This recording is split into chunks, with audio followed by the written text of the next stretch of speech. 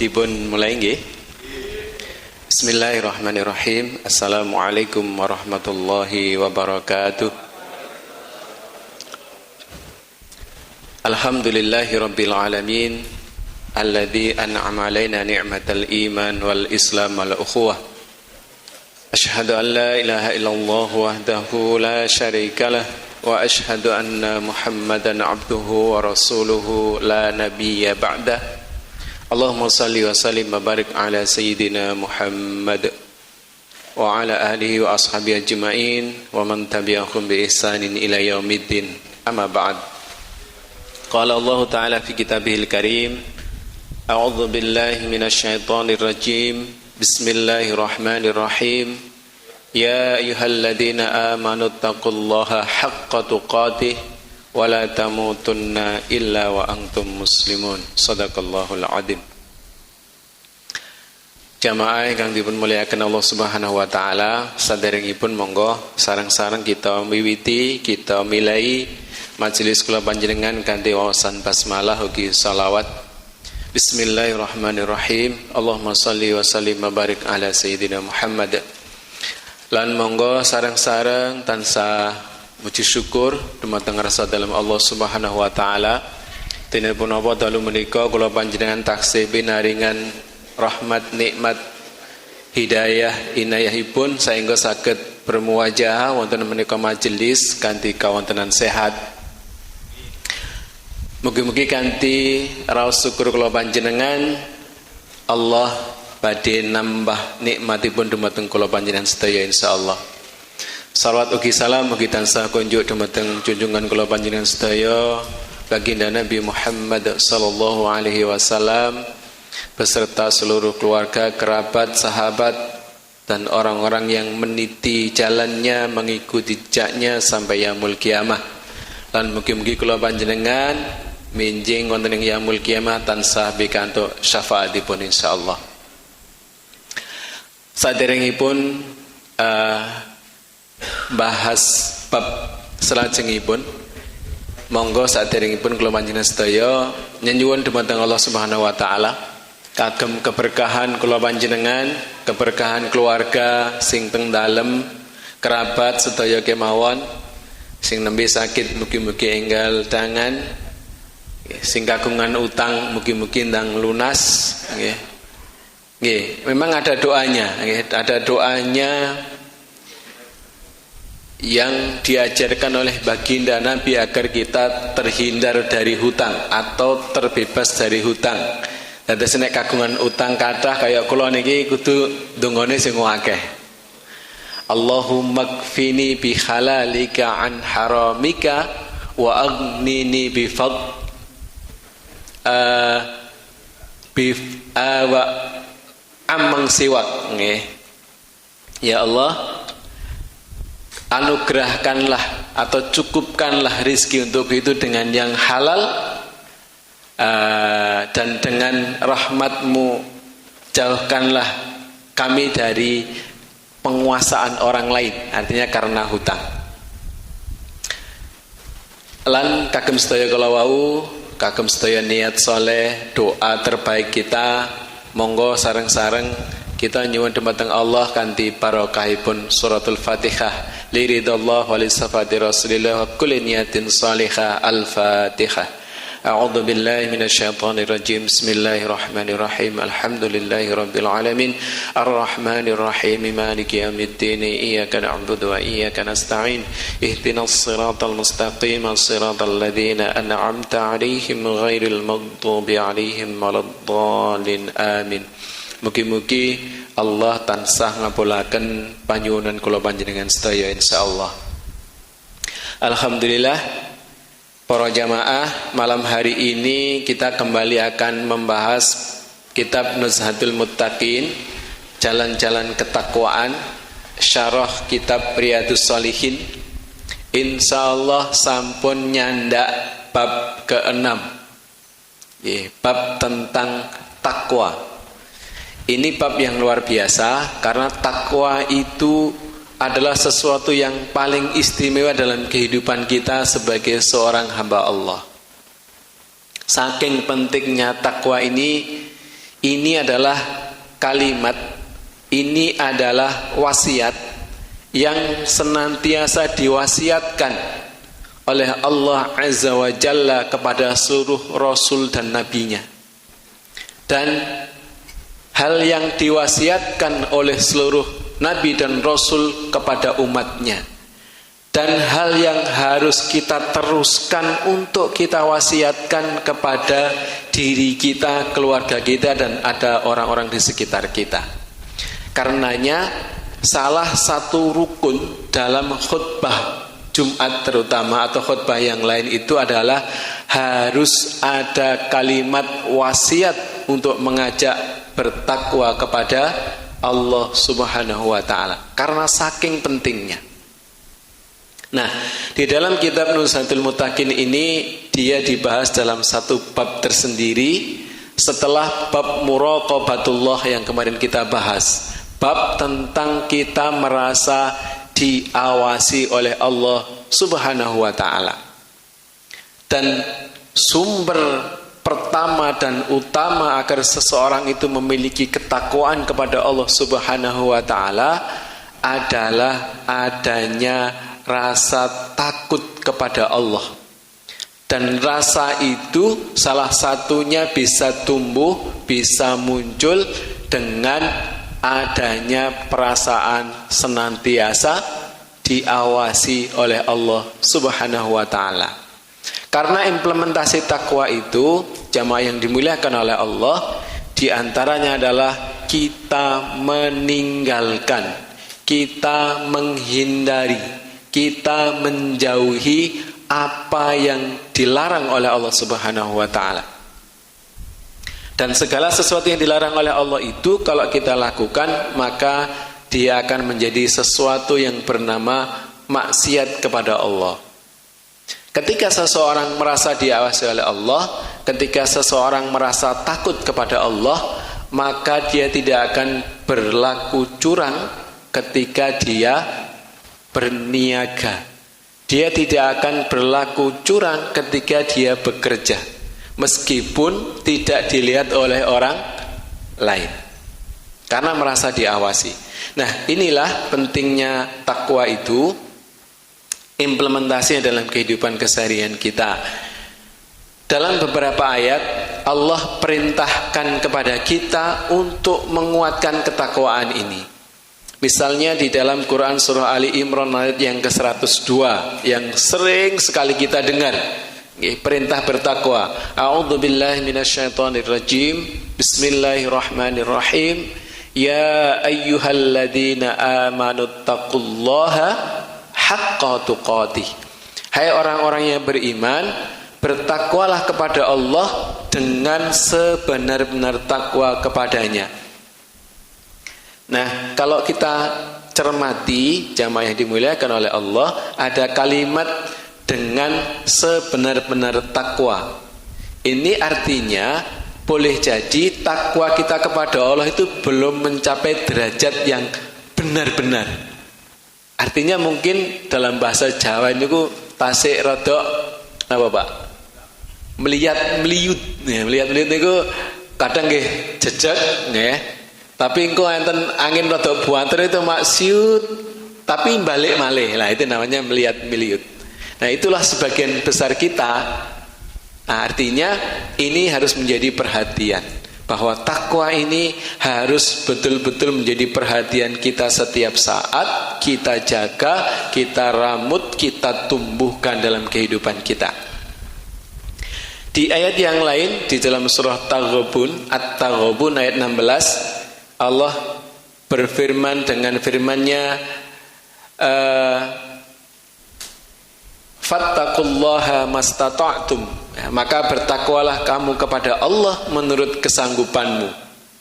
Artinya dari sini kita juga bisa melihat bahwa nanti ukuran derajat, kualitas, kadar takwa seorang dengan orang yang lain itu pasti akan ada bedanya. Nah, di sini kemudian menjadi sesuatu yang perlu kita berfastabiqul khairat, perlu kita kejar, berlomba-lomba dalam kebaikan. Dan di ayat yang lain Allah berfirman yang artinya, hai orang-orang yang beriman, bertakwalah kamu kepada Allah dan ucapkanlah perkataan yang benar.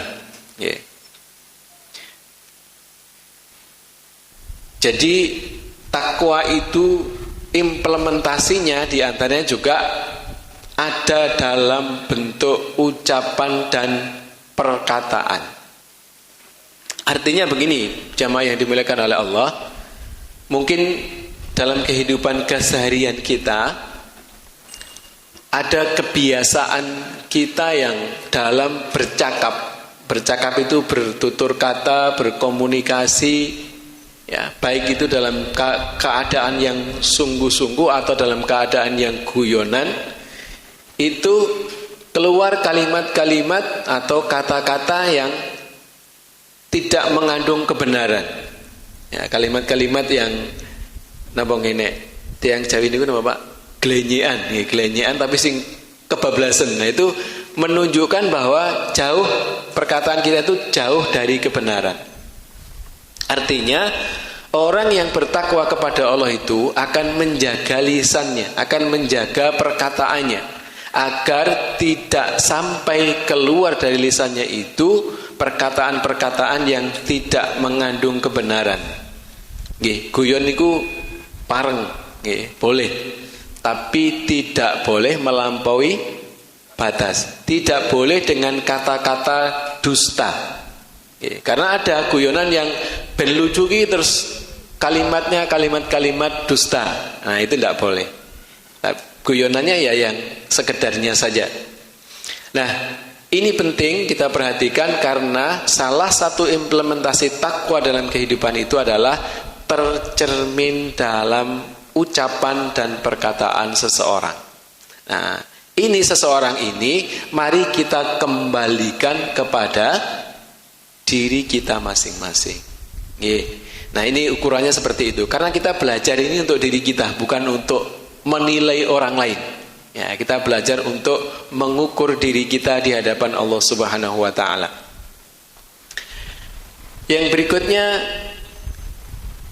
firman Allah dalam Quran surah At-Talaq ayat 2 dan 3. Wa may yattaqillaha yaj'al lahu makhraja. Barang siapa yang bertakwa kepada Allah, niscaya Dia akan memberinya jalan keluar.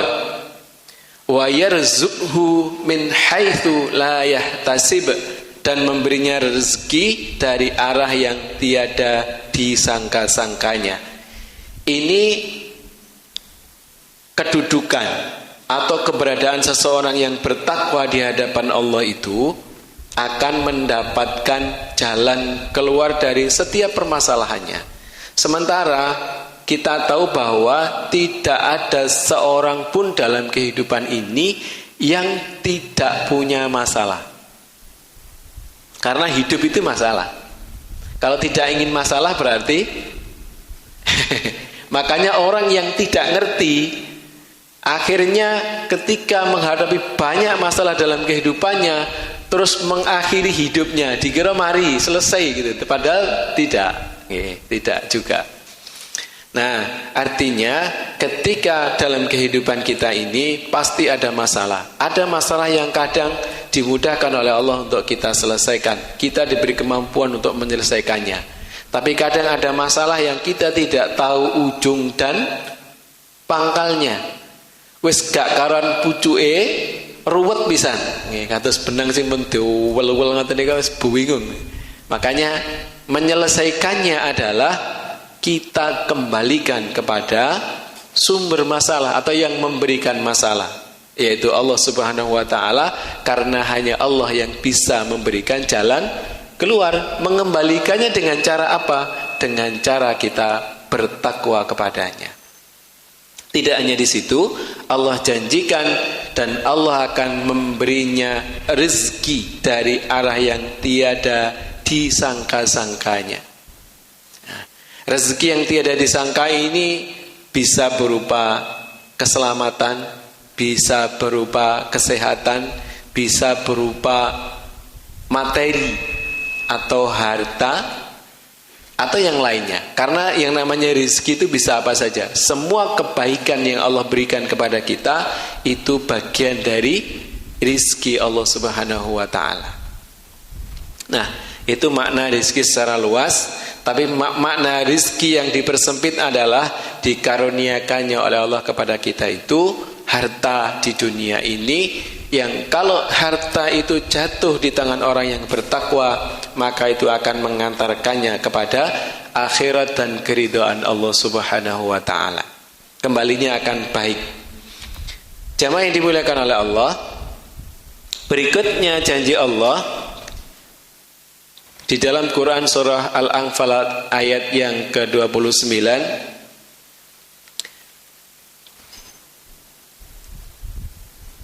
A'udzu billahi minasyaitonir rajim. In tattaqullaha yaj'al lakum furqana wa yukaffir 'ankum sayyi'atikum wa yaghfir lakum wallahu dzul fadlil 'adzim. Jika kamu bertakwa kepada Allah, niscaya Dia akan berikan kepadamu furqan.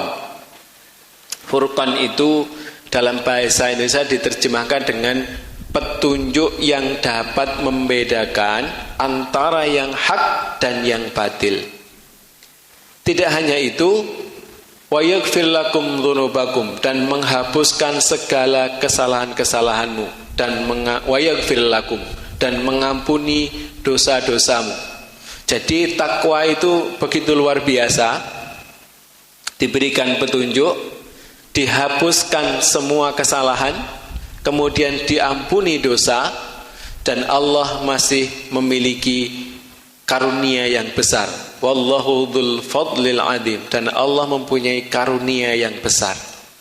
Karunia Allah yang besar ini bisa berupa kebaikan-kebaikan yang lain, termasuk diantaranya adalah surganya yang kita dambakan. Jamaah yang dimuliakan oleh Allah, itu beberapa ayat terkait dengan takwa. Tentunya masih banyak sekali ayat-ayat lain yang berbicara tentang takwa kepada Allah. Kemudian beliau Imam Nawawi menyampaikan hadis terkait dengan takwa ini, hadis nomor 69. Saya bacakan. Bismillahirrahmanirrahim.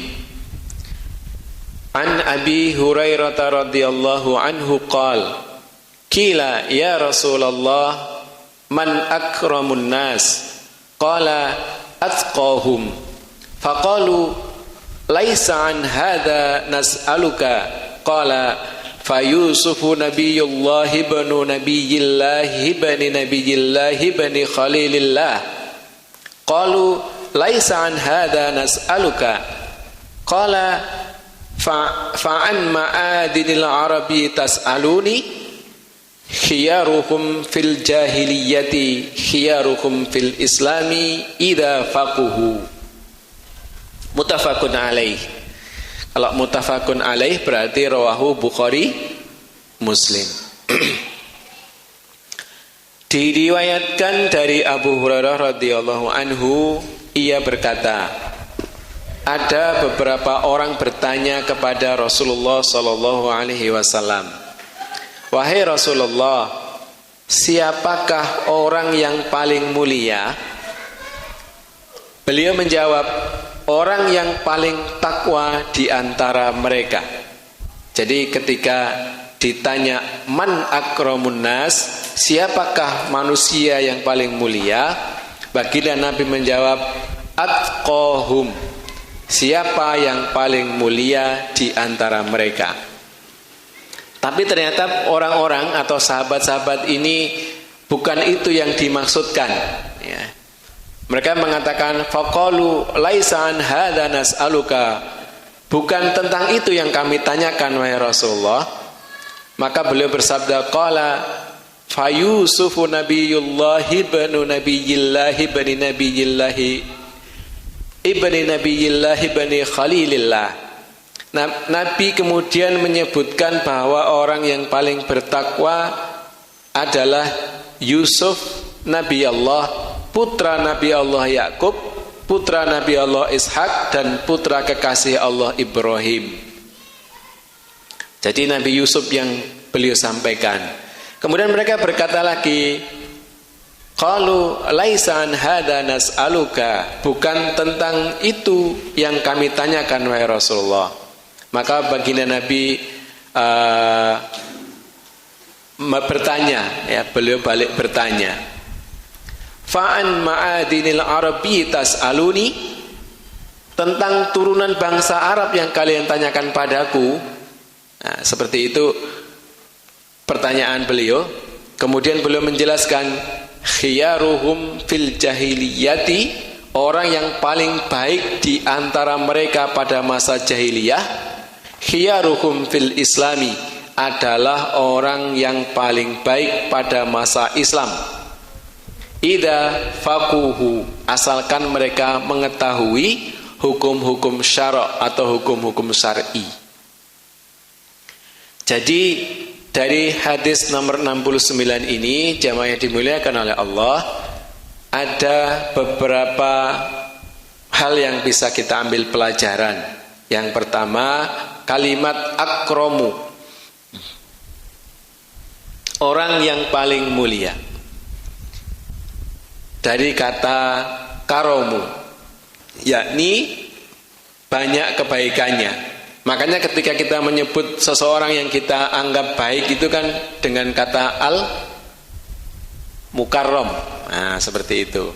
Itu sebutan bahwa orang yang disebut dengan al-mukarram itu diharapkan banyak kebaikannya. Kemudian ibni Nabiyillah, ya, putra Nabi Allah, yaitu Nabi Yakub alaihissalam yang dimaksud.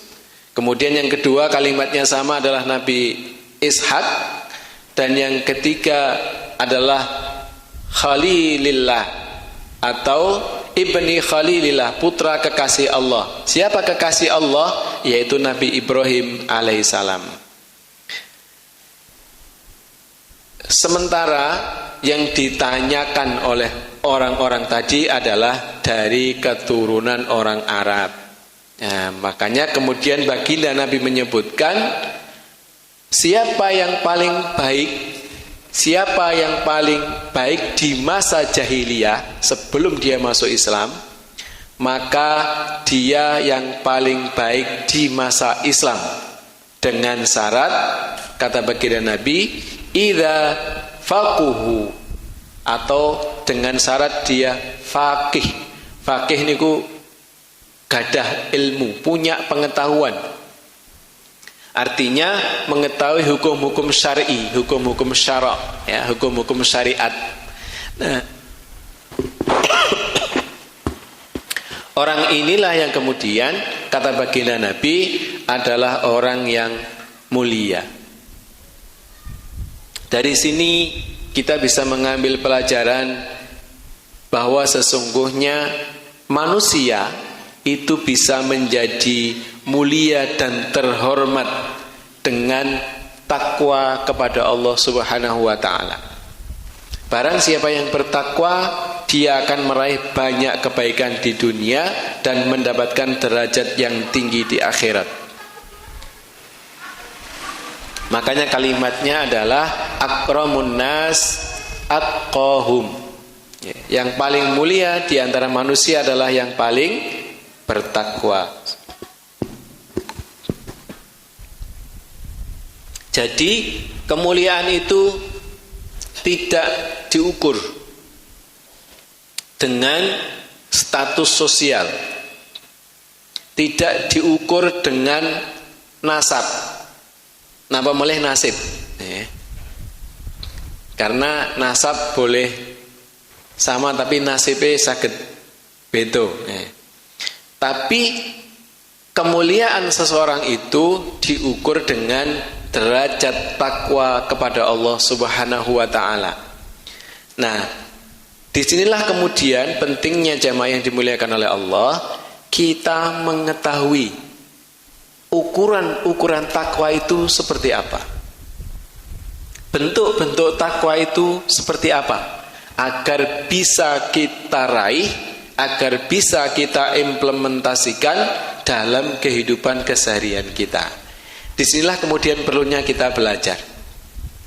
Yang kedua, orang yang mulia atau manusia yang mulia itu adalah para nabi dan rasul, sebagaimana disebutkan oleh baginda Nabi. Kalau itu tidak bisa kita tiru, nggak bisa kita tiru, nggak bisa kita kejar. Dan yang ketiga, orang yang bertakwa itu adalah orang yang baik dan memiliki ilmu tentang syariat Allah Subhanahu wa taala. Nah, disinilah pentingnya kita bersama-sama kemudian belajar mengkaji hukum-hukum Allah, mengkaji syariat-syariat Allah Subhanahu wa taala agar meninggikan, agar mengangkat derajat kita di sisi Allah Subhanahu wa taala. Kalau di dalam surah Al-Mujadilah itu Allah sebutkan Allah mengangkat atau Allah meninggikan orang-orang yang beriman dan berilmu itu beberapa derajat. Nah, jadi orang yang berilmu dan beriman itu punya kedudukan tersendiri di hadapan Allah di antara manusia yang lainnya. Jadi ketakwaan itu perlu kita ikhtiarkan. Ketakwaan itu perlu kita perjuangkan. Ketakwaan itu perlu kita raih dengan daya upaya. Tidak bisa kita berdiam diri, pokoknya aku pasrah. Tidak bisa. Tapi harus ada ikhtiar, ada upaya, ada pengorbanan tentu saja. Nah, seperti ikhtiar kita ini, ya rada ngantuk-ngantuk sithik, ono boleh rada senden iki, Pak. Ya rada ngempet napa, Pak? Pakaian. Itu pengorbanan. Tidak apa-apa, itu bentuk ikhtiar kita dan Allah akan menilainya. Kemudian yang kedua, manusia dapat saja menjadi mulia karena kemuliaan nenek moyang dan keluarganya, tapi dengan syarat mereka adalah orang-orang yang bertakwa, sementara dia pun mengikuti jalan hidup mereka. Jadi makanya biasanya kalau orang tuanya itu berilmu syar'i maksudnya, putra-putra yai itu biasanya ngaten nggih, makanya langsung dapat julukan apa? Gus. Ya. Gus itu artinya sebutan panggilan kemuliaan karena dianggap kemuliaannya dari orang tuanya, karena orang tuanya adalah keluarga orang-orang yang bertakwa, tapi juga dengan syarat dia pun mengikuti jejak hidup orang tuanya. Jadi seperti disebutkan tadi, Nabi Yusuf, putra dari Nabi sinten? Nabi Yusuf putra Nabi Yakub, Nabi Yakub putra Nabi Ishak putranya Nabi Ibrahim alaihissalam. Seperti itu. Nah kita ini kadang perlu secara nasab kok yo angel diarep-arep kan gitu nggih. Makanya kita harus memulai dari diri kita untuk memperbaiki.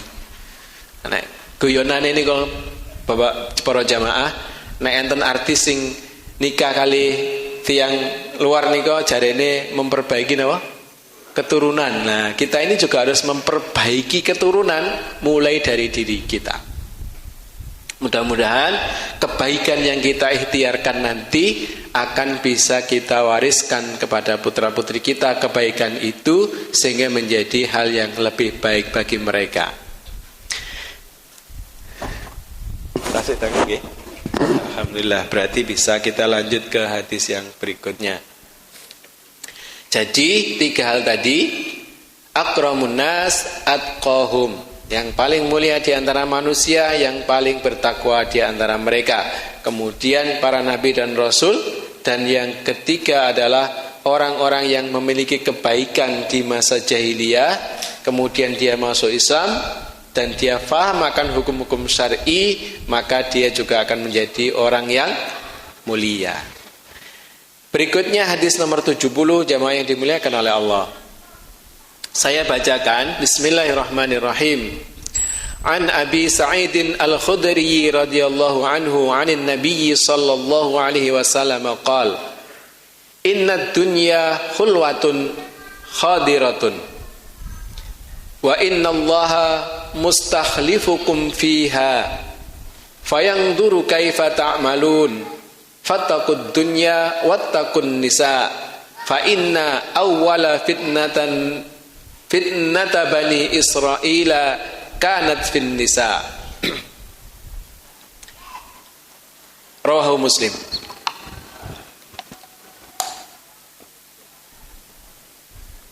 Diriwayatkan dari Abu Sa'id Al-Khudri radhiyallahu anhu dari Nabi sallallahu alaihi wasallam. Beliau bersabda, sesungguhnya dunia itu manis dan hijau atau indah. Inna dunya khulwatun khadiratun. Wa inna Allah mustahlifukum fiha. Dan sesungguhnya Allah menguasakan kepada kalian untuk mengelola yang ada di dalamnya. Artinya dunia yang indah tadi, yang manis dan hijau tadi itu oleh Allah dikuasakan kepada kita untuk mengelola apa yang ada di dalamnya. Fayanzuru kaifa ta'malun. Kemudian Allah mengawasi apa yang kalian perbuat. Nah, setelah kita diberi hak untuk mengelolanya, kita akan dinilai. Ya, berarti dibiji oleh Allah. Nek ngelola piye? Diperbaiki napa malah jarene dandani tapi ngerusak. Nah, itu. Seperti itu. Itu akan dinilai oleh Allah, akan diawasi oleh Allah. Maka baginda Nabi berpesan, fattaqud dunya, maka bertakwalah kepada Allah menyangkut dunia, wattaqun nisa, dan wanita. Jadi ini pesan yang luar biasa. Okay. Fattaqud dunya wattaqun nisa, maka bertakwalah kepada Allah menyangkut dunia dan wanita. Kenapa? Fa inna awwala fitnata bani Israil, karena bencana yang pertama kali menimpa Bani Israel kanat fin nisa, adalah karena wanita. Hadis riwayat Muslim. Lupa kok wanita ya. Dunia dan wanita ini ujian terbesar dan terberat bagi bapak-bapak. Yeah. Karenanya Allah sebutkan bahwa dunia dan wanita ini adalah fitnah. Fitnah niku ujian. Sing jenenge ujian niku ya kudu dilakoni. Nek gak dilakoni gak lulus. Nggih, harus dijalani. Namanya ujian. Wong padha SIM mawon gak ujian ya gak lulus ya. Gak sida entuk SIM. Napa mulai lari sekolah, nggih. Nah, kita ini juga sedang diuji. Seperti tadi oleh Allah, kita dunia ini yang manis tadi dan hijau sehingga menjadi indah itu dikuasakan oleh Allah kepada kita untuk mengelolanya, maka kemudian itu menjadi ujian bagi kita bersama. Nah, ada kalimat-kalimat yang bisa kita ambil pelajaran, yaitu khulwatun khadiratun, manis dan hijau atau indah. Kalau kata siapa Dr. Mustafa Al-Bugha yang mensyarah kitab ini, yakni rasa manis buah dan warnanya yang hijau merupakan tamsil tentang kecenderungan manusia kepada dunia dan seluruh isinya. Kecintaan manusia kepada dunia itu sesuatu yang alami, sesuatu yang lumrah. Harus ada, kalau tidak ada justru bahaya. Harus ada. Tetapi rasa itu harus dikendalikan di bawah bingkai dan koridor ketakwaan kepada Allah Subhanahu wa taala. Intine kudu ngono ning ana aturane. Kan ngaten nggih? Seperti itu. Dalem? Nggih. Kemudian Allah wa innallaha mustakhlifukum. Mustakhlifukum itu artinya menguasakan kepada kalian, yaitu menjadikan kalian pemimpin dunia sehingga kalian menjadi seperti wakilnya di dunia ini. Dan ini pernah diprotes oleh sinten, Pak? Diprotes oleh malaikat. Wa id qala rabbuka lil malaikati inni ja'ilun fil ardi khalifah. Ketika Allah berfirman kepada para malaikat, aku akan menjadikan khalifah di muka bumi itu manusia. Mereka protes, ya Allah, mosok sing dadi waline donya kok sing suka menumpahkan darah dan peperangan. Maka kemudian Allah menjelaskan, ternyata manusia dibekali oleh Allah dengan pengetahuan yang tidak diberikan kepada malaikat. Berikutnya ittaqud dunya. Ya, bertakwalah kepada Allah menyangkut dunia, yakni waspadalah terhadap godaan dunia. Ya, godaan dunia itu terkait dengan materi dan sebagainya.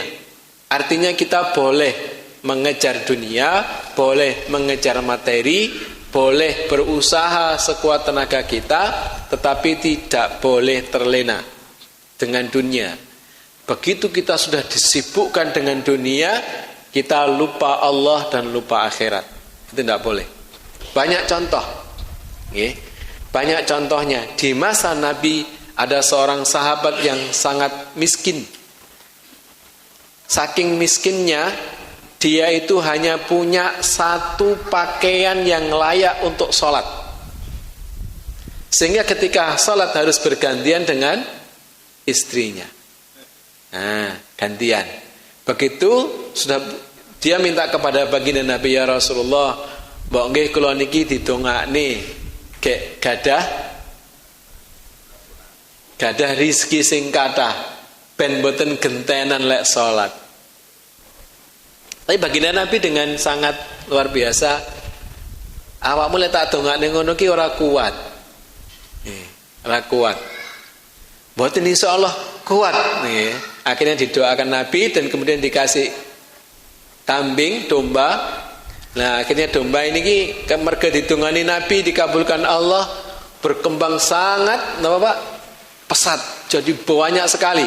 Akhirnya dia kalau dulu habis sholat jamaah langsung lari pulang untuk bergantian dengan istrinya, sekarang menjadi terlambat sholat jamaah, bahkan tidak sholat Jumat mergo ngurusi dombanya. Nah, ini sudah pernah terjadi di masa Nabi.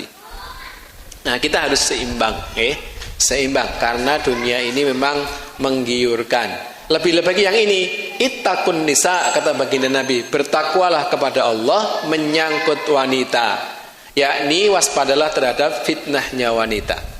Apalagi hari-hari ini jamaah yang dimuliakan oleh Allah, fitnahnya wanita ini begitu luar biasa. Banyak berita-berita di media, kejadian-kejadian yang sangat mengerikan dan memilukan, hampir semuanya terkait dengan fitnah wanita. Karenanya menjadi tanggung jawab kita untuk menjaga mereka, terutama yang berada di bawah perwalian kita. Kata Allah, ya ayyuhalladzina amanu qu anfusakum wa ahlikum nara. Ahli kita itu adalah, ahli yang utama adalah istri dan putra putri kita. Kita yang wajib menjaga mereka, kita yang wajib menegur mereka, kita yang wajib mengarahkan mereka agar tidak menjadi fitnah bagi kita, apalagi menjadi fitnah bagi orang lain. Nah, seperti itu. Fitnatun, ya, di sini ada kata fa inna awwala fitnata, ya, atau fitnatun Bani Israel itu adalah bencana, atau al fitnatu itu artinya adalah bencana. Di antaranya adalah bermakna kesesatan, bencana, cobaan. Nah, dan Bani Israel itu ujian atau fitnah pertama mereka yang menghancurkan mereka adalah fitnahnya wanita.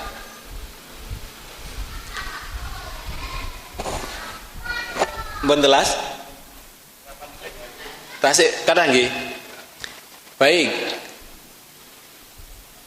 Jamaah yang dimuliakan oleh Allah, pelajaran yang terkandung dalam hadis ini yang pertama, berhati-hati terhadap fitnah wanita. Hal itu dapat direalisasikan dengan meninggalkan berbagai faktor yang dapat membangkitkan gejolak syahwat. Misalnya melakukan ikhtilat. Ikhtilat ini di zaman Nabi betul-betul menjadi perhatian. Nah, sekarang ini menjadi kabur ya. Ikhtilat itu nomor Bapak Ibu, para jamaah. Ikhtilat itu bercampur baur. Nah, bercampur baur.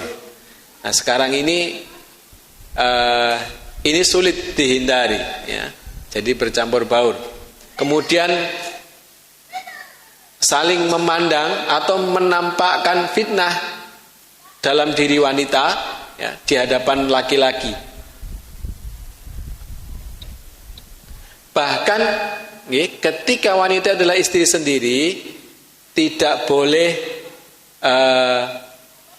tenggelam sehingga melupakan kewajiban ya, sampai lali sembarang itu tidak boleh.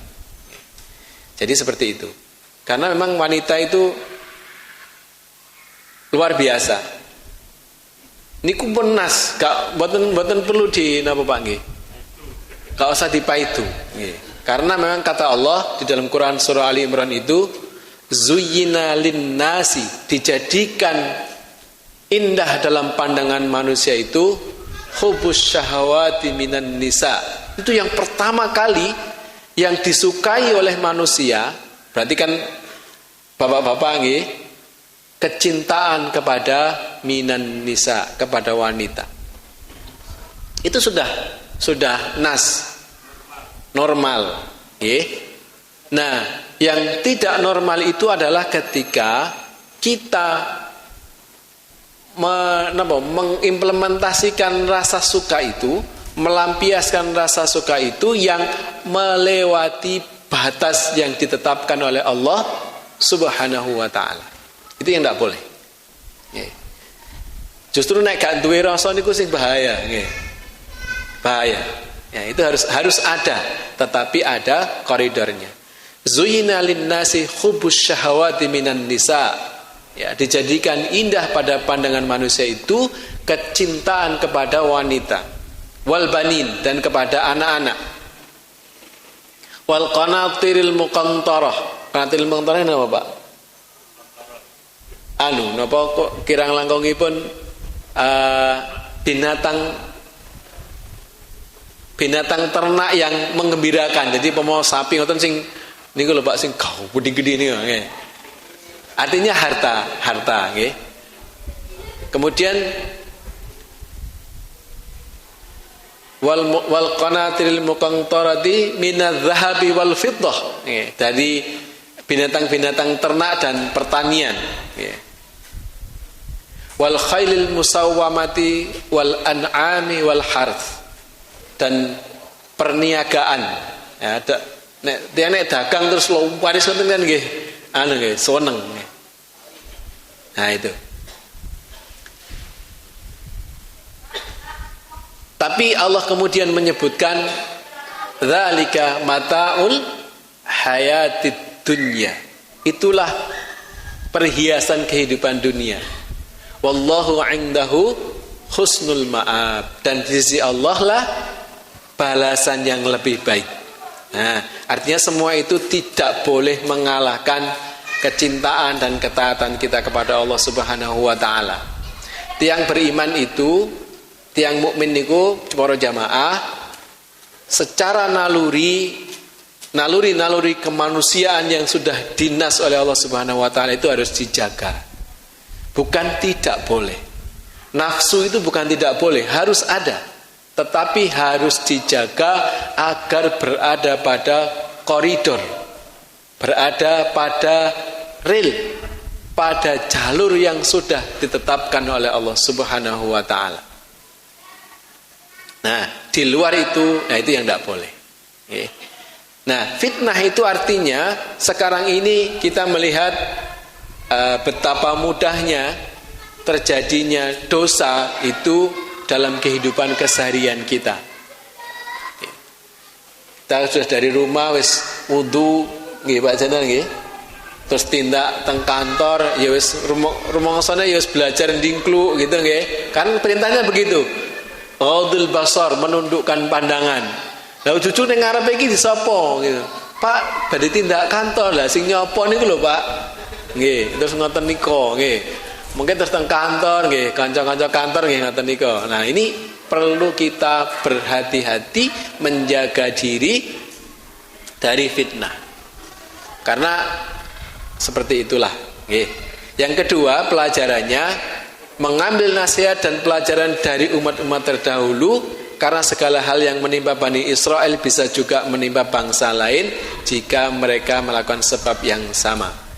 Nah, azab yang Allah berikan kepada Bani Israel bisa juga menimpa bangsa kita ketika bangsa kita juga menjauhi Allah Subhanahu wa taala atau melanggar larangan Allah Subhanahu wa taala. Para jamaah ingkang dipun muliakan Allah Subhanahu wa taala, nyuwun pangapunten pilih ada kalimat-kalimat yang kebablasan, tapi insya Allah ndak nggih, karena memang itu kalimat-kalimat yang ada di dalam Al-Quran dan harus menjadi perhatian kita. Semoga kita dijaga oleh Allah, dijauhkan oleh Allah dari fitnah dunia dan fitnahnya wanita nggih. Dan mudah-mudahan Allah menganugerahkan kepada kita keteguhan, kekokohan iman dan takwa kita terjaga sampai akhir hayat kita, sehingga ketika kita menghadap Allah, kita menghadap dalam keadaan husnul khatimah. Amin ya rabbal alamin. Mari kita tutup dengan doa penutup majelis. Subhanakallahumma rabbana wa bihamdika asyhadu an la ilaha illa anta astaghfiruka wa atubu ilaik. Kurang lebihnya mohon maaf. Wallahul muwafiq ila aqwamit thoriq. Nasr minallah fathun qarib. Wassalamualaikum warahmatullahi wabarakatuh.